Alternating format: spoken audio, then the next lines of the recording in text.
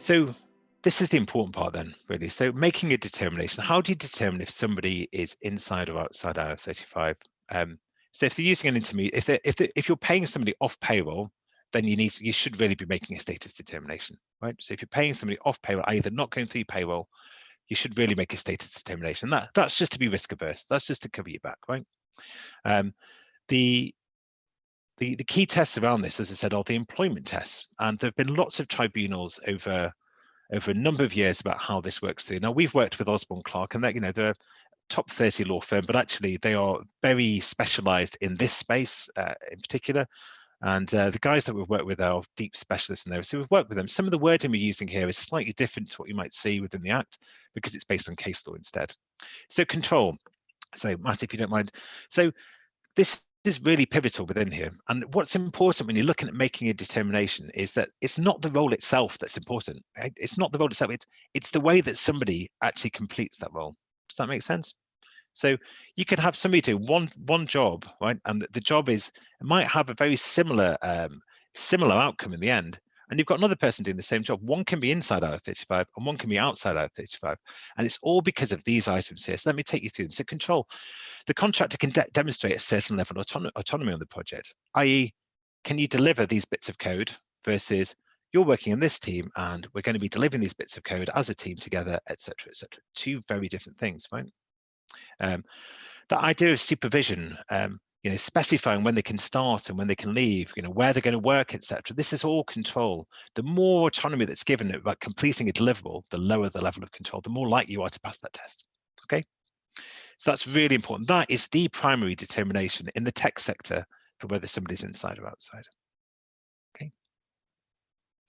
And financial risk. Is there a bit of financial risk? Now, in all of the contracts that we have, there is some financial risk. We require all of the contractors to have liability insurance because we do have various bits of financial risk within there. Now, you can up the ante on this. You can actually say, if there's a fixed deliverable that you're looking for within a contract, and you say, actually, if you don't complete that, then you've got to rectify that work in your own time. All of a sudden, you're adding financial risk in there and a little bit more.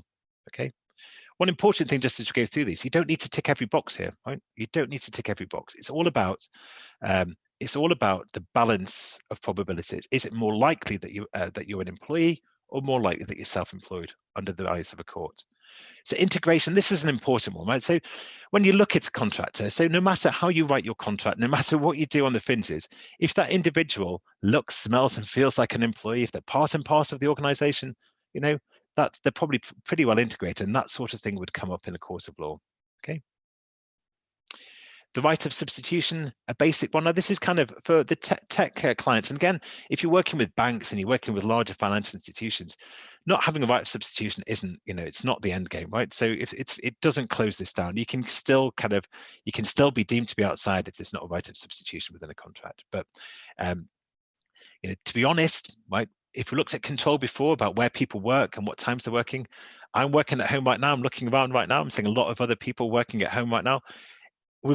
Especially for our tech consultants, they're working in a different world right now. Now, people having a right of substitution of contracts, the risk is much lower when people are working at home than they were working in the office. It's something which actually, if you want to push people across the line a bit more, it's something that you could probably give away a bit more nowadays.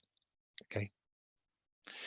And you've got this piece of mutuality of obligation. Now, this is an interesting one. A year ago, when we had our advice from our lawyers, they said actually mutuality of obligation really not so important. And then actually, there've been a couple of cases over the last year where mutuality of obligation actually came into case law. So, did actually change the ante on this. And all this is saying is that the contractor and the employee continue to provide services beyond the completion of a deliverable. That they just keep working through. And there's an expectation that the employee will do what is requested by the employer and vice versa. Okay, so those are the key points within there, and I just reiterate the point: it's not a mathematical test within here. Okay, but what we have done is that we've worked through the case law with our lawyers, Osborne Clarke, and we've created our own status determination tool, which isn't kind of just an A+B test. It's actually working through a balance of probabilities, and it works through areas where actually, with the answers to the questions, we can work through it and actually help facilitate a more robust determination. So we request that you do the test still, but we request if you've got an outside determination, we can do this one as well. We'd also say if somebody's inside, but you're thinking actually it doesn't feel right, you could do our status determination tool as well. And as we're the fee payers, we are the ones who are bearing the risk if it's wrong, okay, in the contractual chain.